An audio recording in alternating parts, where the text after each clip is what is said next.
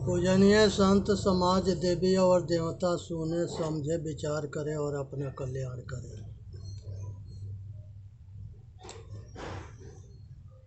नमो नमो गुरुदेव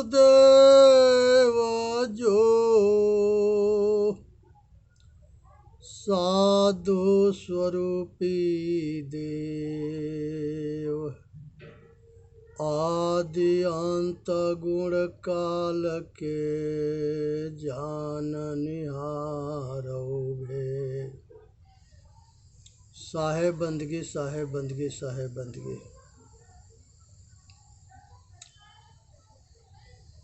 संसार में पृथ्वी महाभारत के कहानी है यक्ष और युधिष्ठिर के। धर्मराज युधिष्ठिर की कहानी है महाभारत के। और वनवास के समय में ये सब भाई जो है वन वन भटक रहे थे, तो एक इन लोगों के प्यास लगा तो नकुल से युधिष्ठिर कहे कि भाई देखो पंचाली प्यासी है, पानी के देखो, कहीं पानी मिले तो पानी पिलावे, पेड़ पर चढ़ के देखो। नकुल पेड़ पर चढ़ कर के देखे तो कुछ दूरी पर एक तालाब दिखाई दिया जहाँ पक्षी कुल ज़्यादा थे, तो अंदाज़ा लग गया कि वहाँ पर पक्षी है तो वहाँ पानी भी होगा। वो बताए तो सहदेव पानी लेने गए। वहाँ पर यक्ष के तालाब था और यक्ष प्रकट होके कहे कि भाई पानी तबे पी सकते हो जब हमारे प्रश्न के उत्तर दोगे। सहदेव नहीं माने, पानी पिए, बेहोश होके गिर गए। ऐसे नकुल गए, वो भी जाके नहीं माने। ये पांचों भाई के अंदर अहंकार खोपड़ी पर था कि कोई आदमी अगर कुछ कह रहा है उसको समझे और माने। जबरन पानी पीने के लिए सब तैयार हुए और पानी पीने के लिए प्रयत्न किए, सब बेहोश होकर गिरते गए। पहले सहदेव हुए, नकुल हुए, अर्जुन हुए, भीम हुए, लास्ट में युधिष्ठिर जाते हैं। ये भी पानी पीने के प्रयत्न करते हैं, प्यासे सभी थे। लेकिन यक्ष प्रकट होकर कहे कि भाई पहले हमारा प्रश्न के उत्तर दो, उसके बाद पानी पीना। युधिष्ठिर जो है समझदार थे, बुद्धिजीवी थे। उन्होंने कहे कि भाई आप कौन हो? तो यक्ष अपना परिचय दिए कि हम यक्ष हैं। कहे कि आप प्रश्न पूछो, हमारे बस के होगा तो हम बताएंगे। तो प्रश्न पहला पूछे कि ये बताओ कि माता से बढ़कर पृथ्वी से भारी क्या है?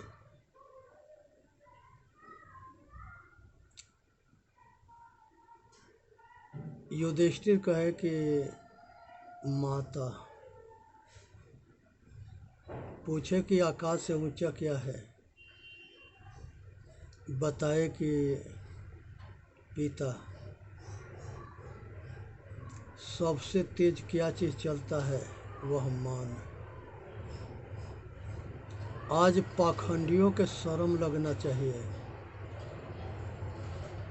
कि संसार में जन्मदाता जो माता होती है उससे बढ़ के कोई देवी ना है, और जो पालन पोषण करता है उससे बढ़ के कोई देवता ना है, जो आत्मज्ञान देता है उससे बढ़ के कोई महादेव ना है।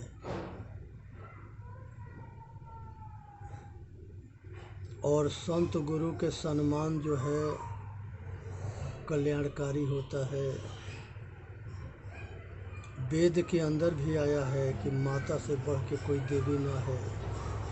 पिता से बढ़ कर के कोई देवता ना है, गुरु से बढ़ कर के कोई महादेव ना है, और अतिथि के सत्कार परमात्मा के सत्कार है। लेकिन ये चारों के छिपा करके अब पत्थर के धो, अब पत्थर के पूजो, अभूत प्रेत जादू टोना के पूछो। ये सत्य के छिपा के मूर्ख जितने थे वो असत्य के पुजवाते रहे, अपने मूर्ख बने या दूसरे के मूर्ख बनाते रहे। ये भारत के दुर्भाग्य था। इस भटकाव से बचनी है, और यही प्रश्न जो है यक्ष जो है युधिष्ठिर से कर रहे हैं, और युधिष्ठिर जी जवाब दे रहे हैं। ये अटल सत्य है कि माता से बढ़ के कोई देवी ना है, वो पृथ्वी से भी भारी है, और पिता से बढ़ के कोई देवता ना है, वो आकाश से भी ऊंचे हैं। महादेव से बढ़ कर के कोई महादेव नहीं है, और अतिथि सत्कार परमात्मा का सत्कार है। संसार में पूछते हैं यक्ष कि सबसे तेज चलने वाला क्या है। युधिष्ठिर बताते हैं कि सबसे तेज मन चलता है, इससे तेज और कुछ ना चले।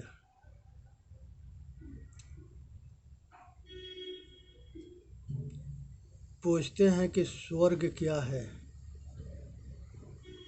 युधिष्ठिर जी बताते हैं कि सुख के नाम स्वर्ग है, जहाँ सब संपन्नता हो, अच्छे माता पिता हो, संपन्न परिवार हो, गुरु आचार्य हो, संस्कारी परिवार हो, और जहाँ सन्मत हो, मेल मोहब्बत प्यार हो, वो परिवार स्वर्ग है। वो वहाँ सुख है। पूछते हैं कि नरक क्या है। यहाँ पर जो है पाप कर्म से दुख होता है, ये नरक है। जहाँ दरिद्रता हो, जहाँ गरीबी हो, जहाँ लाचारी विवशता मजबूरी हो, दीन दुखी हो, ये बहुत बड़ा दुख है। दरिद्र घर में पैदा होना, शराबी कबाबी जुएड़ी वेश्यागिरी, घोर पापी अकुकर्मी के घर में जन्म हो जाना, दुर्गुणी शैतान के घर में जन्म होना, ये जो है पाप कर्म के परिणाम है। यही लोक परलोक खराब करना है। तो पाप कर्म से नरकीय दुख मिलता है। स्वर्ग नरक सब इस पृथ्वी पर है। जो आकाश में स्वर्ग बताया गया है वो केवल मूर्ख बनाया गया है। चंद्रमा पर लोग पहुँचे, वहाँ कोई चंद्रमा नहीं था। मंगल ग्रह पर पहुँचे, कोई मंगल ना है।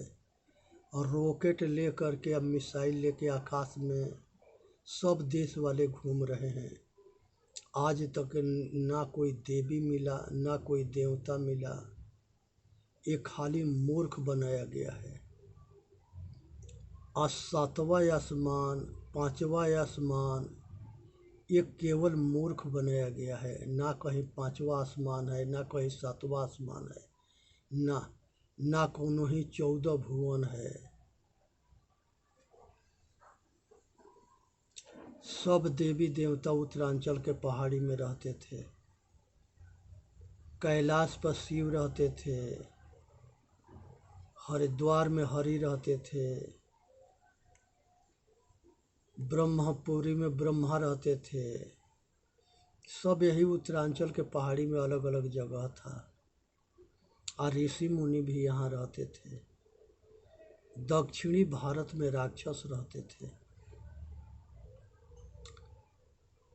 जंगल में चित्रकूट के साइड में लंका तकले सब राक्षसन के कब्जा था। आज भी ऐसा ही है। उसके बाद से यक्ष पूछते हैं कि भाग्य क्या है। युधिष्ठिर जी बताते हैं कि मनुष्य के अपना कर्म फल अपना भाग्य होता है, चाहे अच्छा हो या बुरा हो। यक्ष पूछते हैं कि बुद्धिमान कौन है। यहाँ जो है युधिष्ठिर जी बताते हैं कि बुद्धिमान वही है जो अपना कल्याण कर ले।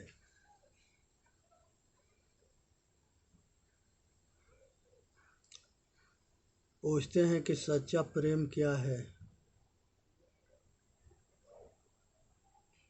युधिष्ठिर जी उत्तर देते हैं कि अपने दुख के जैसे दूसरे के दुख के जान करके या उसके हित में काम करना, ये सच्चा प्रेम है। अपने दुख के जैसे दूसरे के दुख के समझो और उसके संग व्यवहार अच्छा करो, ये सच्चा प्रेम है। सब दुख से कौन छुड़ाता है।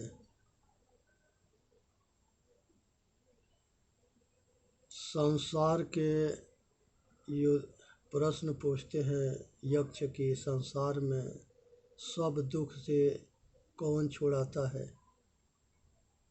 युधिष्ठिर कहते हैं कि सतगुरु, संत, महापुरुष जो आत्मज्ञान दे के सतमार्ग में लगा करके दुख से मुक्त कराते हैं। संसार में यही रास्ता है कि मनुष्य सुखी हो सकता है, लेकिन अज्ञानता के कारण सतगुरु से जलन करेगा, संतों से जलन करेगा, दूर रहेगा, उनके निंदा करेगा, तो उनके कल्याण कहाँ से होगा। फिर जो है यक्ष पूछते हैं कि संसार में सब दुख के कारण क्या है। युधिष्ठिर जी बताते हैं कि सब दुख के जड़ अज्ञानता है, अंधविश्वास है और पाखंड है। ये सब दुख के जड़ है। पूछते हैं यक्ष कि घर में साथी कौन है।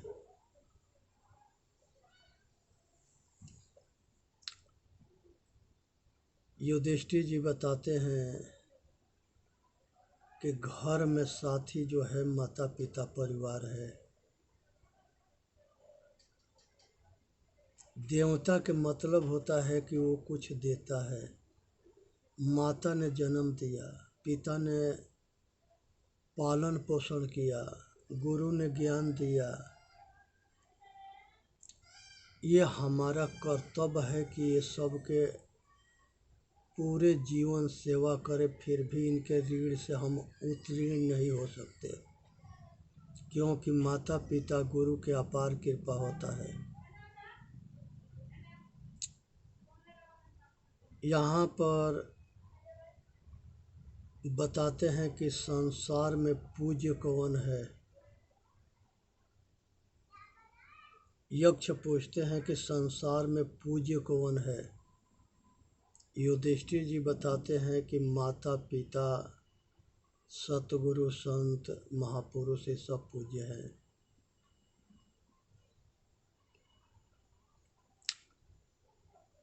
फिर पूछते हैं कि संसार के अंदर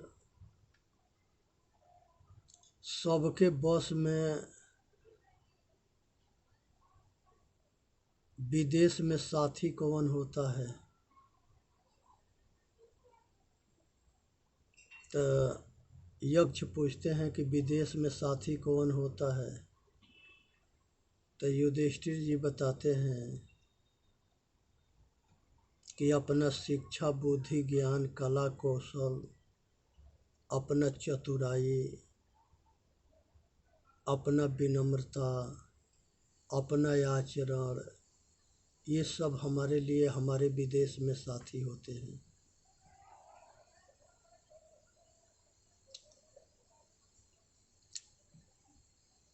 पूछते हैं कि यक्ष पूछते हैं कि सबको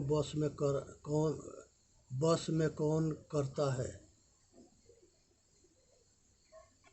तो यहाँ पर युधिष्ठिर बताते हैं कि प्रेम से बर्ताव करोगे तो दुश्मन भी अपना हो जाएगा। तब प्रेम से बोलना, प्रेम से व्यवहार करना, विनम्र रहना और प्रेम और प्यार मोहब्बत सबके कल्याणकारी भावना से काम करना, सेवा करना, ये सबको जोड़ता है। सबके हितैषी बन के रहना सबको जोड़ता है।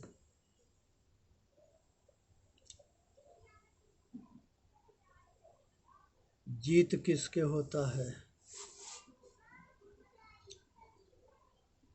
आसुरी सेना कितनो बलवान हो और उसके सहयोगी कितनो बलवान हो, लेकिन एक दिन उसको हारना भी है या उसके पतन भी होना है। जैसे महाभारत में भीष्म पितामह के, द्रोणाचार्य के, कृपाचार्य के, अश्वत्थामा के, दुर्योधन के, दुशासन के, कर्ण के, महाराज शल्य के और ये सब महारथी थे, अपार योद्धा थे, लेकिन अधर्म के पक्ष में युद्ध करके सारे मरे, कोई ना बचा, सब मरे। तब पांडव 5 ही थे और 100 भाई थे, एक से एक योद्धा थे, सारे मारे गए। तो यहाँ पर इस चीज़ से समझना चाहिए कि जो अधर्म के पक्ष में युद्ध करेगा तो संसार में उसको कोई बचा नहीं सकता है। और ये सब महारथी जो है, द्रोणाचार्य जो है, ये 5 पांडवा के आत्मज्ञान से वंचित रखे थे। ये सब राजकुमार को आत्मज्ञान ना दिए थे, खाली लड़ने और मरने के विद्या दिए थे। यहाँ तक ले कि कर्ण भी गया था शिक्षा के लिए और रथवान के लड़का बना था। वो द्रौपदी ये जो है कुंती के पुत्र था कर्ण, और कुंवारेपन में उसके जन्म हो गया था। लोक लाज के वजह से कुंती उसको पानी में दहवा दी, लकड़ी के बक्सा बना के। वो कौरव के जो रथवान था उसी के मिला और उसके बाल बच्चा ना था, वो सब पाल दिए। और कर्ण महान योद्धा, महान दानी, महान विचारक हुआ। ये सब जो है अपने आप के अधर्म के तरफ से लड़ते रहे और ये बात को जानते थे कि हम अधर्म के तरफ से लड़ रहे हैं, इनकी मजबूरी बन गई थी।